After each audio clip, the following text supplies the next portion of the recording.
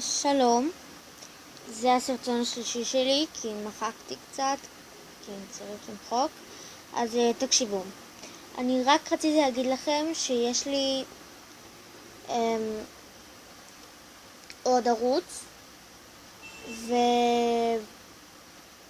וקוראים לו מוטי פיטוסי, אז כאילו כדי שאני אתחלק. אז אם אתם רוצים, אז אני יכול להראות לכם. פשוט תכתבו מוטי פיטוסי כמו שאתם כותבים את השם שלי בשביל הסרטון. אז תעשו מוטי פיטוסי ואז זה יצא לכם.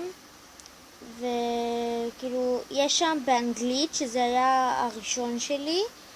אל תשתמשו בו כי אני כבר לא משתמש בו ואני שונא אותו האמת.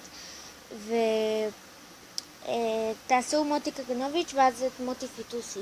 כי אני צריך איכשהו לחלק, אז יש לי שתי ערוצים. אז כתבתי מוטי פיטוסי כי זה השם משפחה השני שלי, מוטי קגנוביץ' פיטוסי, אז כתבתי את זה, ועכשיו יש לי שתי ערוצים. אז אני מקווה שאתם תהנו גם ממנו. להתראות!